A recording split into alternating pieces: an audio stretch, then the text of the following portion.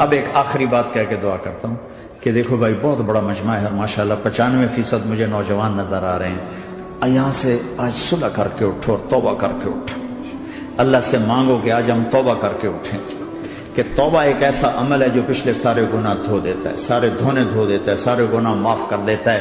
تو میں آپ کے اور یہ جتنا بات میری آگے جا رہی میڈیا کے ذریعے جہاں جہاں جو سن رہا ہے، میں سب سے ہاتھ جوڑ کے کہتا ہوں کہ آج توبہ کر لو اپنے اللہ کی بارگاہ میں، پچھلے پر توبہ کر لو، آئندہ کے لیے صلح کر لو، انشاءاللہ مزے کی زندگی ہو جائے گی۔ میں اللہ پہ قربان جاؤں، صدقے جاؤں کہ اس نے بھی توبہ کا دروازہ ایسا کھلا رکھا ہے، نہ کوئی عدد کی قید ہے، نہ کوئی عمر کی قید ہے، نہ یہ کہتا ہے 1000 دفعہ توڑ دی تو پھر قبول نہ ہوگی، نہ یہ کہتا ہے 60 سال عمر گزر گئی تو پھر توبہ قبول نہ ہوگی، بلکہ کہتا ہے ما لم یغرغر، جب تک تیرے گلے کا سانس باقی ہے تیری توبہ کا انتظار رہے گا۔ اور پھر ساتھ یہ کہتا ہے کہ تو اتنے گناہ کر کے زمین سے اٹھا کر آسمان کی چھت کو لگا دے، پھر ایک دفعہ کہہ دے یا اللہ معاف کر تو میں سارے ہی معاف کر دوں گا، ولا ابالغ، مجھے پرواہ بھی نہیں ہوتی، پرواہ بھی نہیں ہوتی۔ میرا ایک شاگرد ہے کراچی میں، اس کے مسجد کے ساتھ ایک عورت تھی، وہ لڑکیاں سپلائی کرتی تھی، کس قدر بدترین کام۔ اس نے، میرے شاگرد نے اس عورت کے بیٹے سے دوستی لگائی اور اس کو میرے بیان کی کیسٹ دے دی۔ اس نے کہا یہ سن لینا، اس نے گھر میں جا کے لگا لی، اس کی ماں کام کرتے ہوئے چلتے پھرتے سن رہی، کانوں میں آواز پڑ رہی۔ تھوڑی دیر کے بعد وہ آ گئی، کہنے لگی مجھے بھی سنا دے، تو اس نے سنی، پھر کہنے لگی دوبارہ سنی، پھر دوبارہ سنی، پھر کہنے لگی ایک دفعہ اور سنا، پھر ایک دفعہ اور سنی۔ کہنے لگے یہ کون ہے؟ کہ پتہ نہیں کون ہے۔ کہ کس نے دی؟ کہ یہ مولوی صاحب جو مسجد کا اس نے دی۔ تو اس نے بیٹے کو لیا اور مسجد کے دروازے پر آ کے، لوگ تراویح پڑھ کے نکل رہے تھے، انہوں نے کہا میں یہاں کے امام سے ملنا چاہتی ہوں۔ تو آ گیا، امجد نام ہے اس کا، کہا مولوی صاحب یہ کیسٹ آپ نے دی ہے؟ کہا جی۔ یہ کون ہے؟ کہ میرا استاد ہے۔ کیا نام ہے؟ طارق جمیل۔ کہ اس نے کہا ہے کہ جتنے بھی گناہ کرو توبہ کرو تو قبول ہو جاتی ہے، تو میری توبہ قبول ہو سکتی ہے؟ تمہیں تو پتہ میں کیا کرتی ہوں۔ کہاں بی بی توبہ تو سب کی قبول ہے۔ کہ اچھا پھر میں تمہیں گواہ بناتی ہوں، میری توبہ، میری توبہ۔ اور اگلے دن مسجد میں آنا شروع کر دی تراویح میں، اور دعا کرے یا اللہ اگر میری توبہ قبول ہے تو مجھے اٹھا لے، اگر میری توبہ قبول ہے تو مجھے اٹھا لے، اگر میری توبہ قبول ہے تو زور زور سے دعا کرتی۔ عورتوں کے اس میں جس طرح عورتیں نماز پڑھتی تھی، 29 کی رات سجدے میں اللہ نے اس کو موت دی۔ ساری زندگی لڑکیاں سپلائی کی اور موت آئی رابعہ بصری جیسے۔ توبہ ایسی چیز، اے اللہ میری توبہ قبول ہے تو مجھے اٹھا لے۔ 29 کی رات سجدے میں اللہ نے اس کی روح کو قبض کی۔ تو میرے بھائیو بہنوں، جتنا مجمع آپ موجود ہو، جتنا اس کے ذریعے سے سن رہا ہے، آج توبہ کر لو۔ پتہ نہیں نہ جانے بلا لے پیا کس گھڑی، پتہ نہیں رب کا بلاوا کب آ جائے، تو ہم توبہ کر اور اپنے مالک کو راضی کر۔ تو نیت کرتے ہو میرے ساتھ؟ سارے کرتے ہو نا؟ تو کہو یا اللہ میری توبہ، پھر کہو یا اللہ میری توبہ، پھر کہو یا اللہ میری توبہ۔ اللہ کی قسم اگر دل سے کہا ہے سب معاف ہوگی۔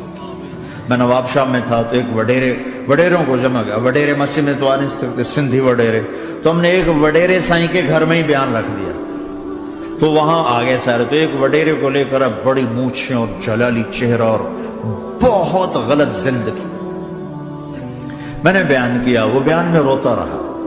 جب میں نے کہا ہاں بھائی توبہ، میں ہر بیان میں یہ کرتا ہوں کوشش، شاید کوئی ایک آدمی میرے ذریعے سے توبہ کر جائے تو میری بخشش کا سامان بن جائے، تو اس نے زور سے کہا اللہ سائیں توبہ، اللہ سائیں توبہ، اللہ سائیں توبہ۔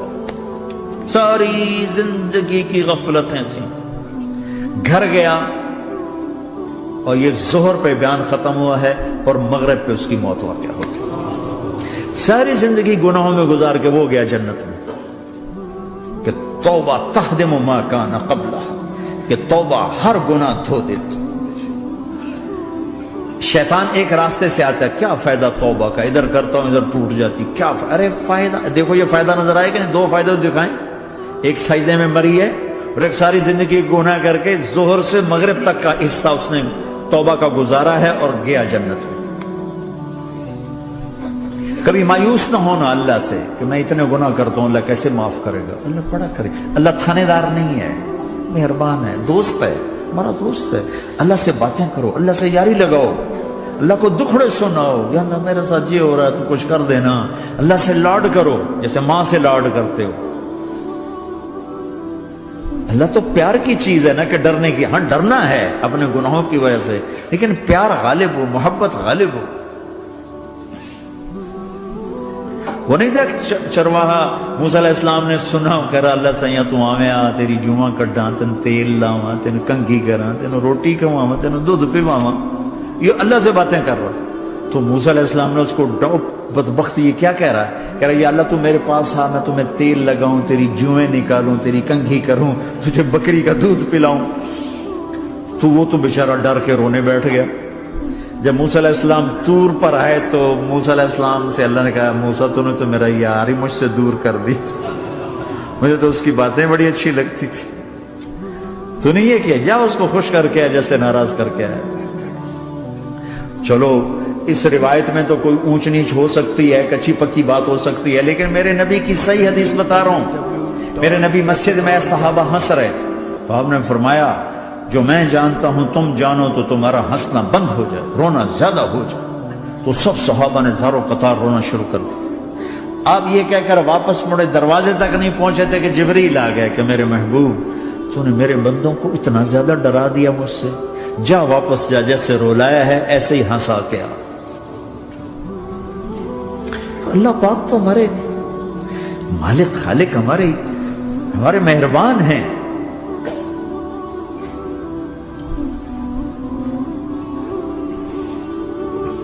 اللہ کو نہیں سنائیں گے تو کس کو سنائیں گے؟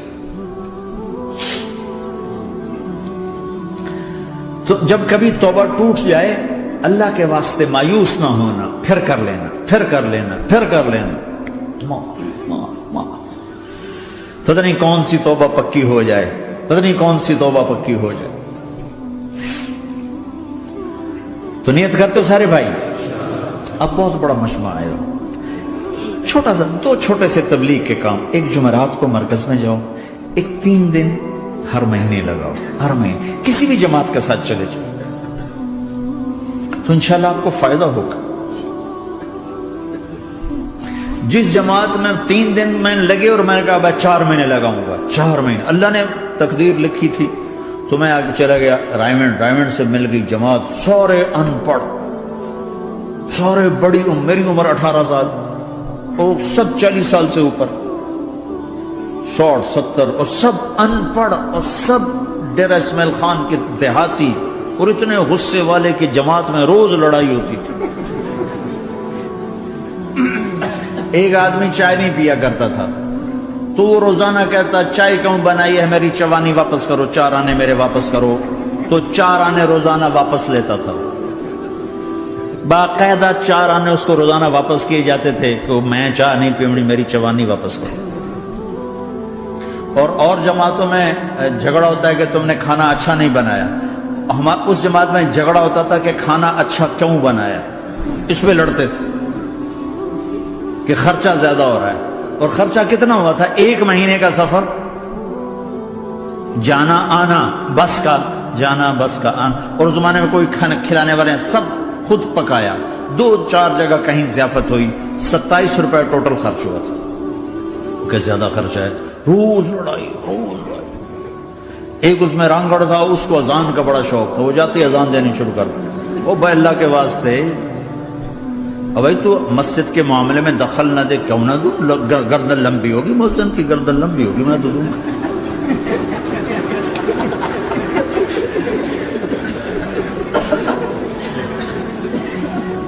وہ امیر بھی چٹا ان پڑھ تھا، بالکل ان پڑھ، مطلب عجیب وہ نمونہ تھی جماعت. یعنی اس میں ہر ایسا ایلیمنٹ موجود تھا کہ میں بستر اٹھا کے بھاگ جاؤں، لیکن مجھے اسی سے فائدہ ہو. کہ تبلیغ معلوماتی محنت نہیں ہے، تبلیغ صفات کو سیکھنے کی محنت. علم کو سیکھنے کے لیے مدرسے ہیں، علماء ہیں، تبلیغ تو صفات کو سیکھنے کی محنت. ایمان کس نہ بناس. میں جب واپس آیا تو میں بیٹھا تھا مسجد میں، تو ایک شخص نے پوچھا آپ کہاں گئے تھے، کتنا سفر تھا؟ میں نے بتایا. کہنے کہ آپ نے کیا سیکھا؟ وہ نے مجھ سے کہا آپ نے کیا سیکھا؟ میں نے کہا میں نے اپنی مرضی کے خلاف کرنا سیکھا. کہا ماشاءاللہ ماشاءاللہ، آپ نے بہت سیکھا بہت سیکھا. وہ ساری زندگی اس سے پہلے اپنی مرضی پہ گزر، اپنی چاہتیں، اللہ نے ماں باپ سے دیا ہوا بہت کچھ، لیکن جو میری بنیاد بنی وہ سفر تھا جس میں روز لڑائی ہوتی تھی. تو کسی بھی جماعت میں چلے جاؤ، ویکنڈ میں چلے جاؤ، یہ نہ دیکھو کون ہے کون، چلے جاؤ. اس جانے میں اللہ کی ہدایت کا نظام چھپا ہوا ہے. اور تم میں کوئی دو ایسے نہ ہو جو لڑے ہوئے، اٹھتے ہی صلح کرنا. میاں بیوی میں کھٹ بٹ ہے، اٹھتے ہی صلح کرنا. بہن بھائی لڑے ہوئے ہو، ماں باپ سے لڑے ہوئے ہو، اٹھتے ہی صلح کرنا. جو صلح کرنے میں پہل کرے گا اللہ کا محبوب بن جائے گا. شیطان پرانا کھلاڑی ہے نا کوئی، اور ہے بھی تجربہ کار، گول بھی بڑے ٹھگا ٹھگ کرتا ہے نہیں. وہ روزانہ اپنی میٹنگ بلاتا ہے. میٹنگ، ہاں بھائی کیا کیا؟ تو کہتے ہیں جی زنا کرایا. تو ایسے بیٹھا رہتا ہے یوں سر جھکا کر. چوری کرائی، نماز نہیں پڑھنے دی، جوا کھلایا، یوں کرتا تھا. ایک لنگڑا بھڑتو شیطان پیچھے سے کہتا ہے جی میاں بیوی کو لڑایا. او شاباش، کام تو کر کے آیا ہے. میاں بیوی کو لڑایا، آجا آگے آجا آگے آجا آگے آجا. اس کو بلا کر گلے لگاتا ہے، پھر یہاں اپنے پاس بٹھاتا ہے. وہ بدبخت، تو یہ ہے اصل کام. شرابی کی شراب اس کی ذات تک، میاں بیوی کی لڑائی، نسلیں برباد، خاندان برباد، اولاد برباد.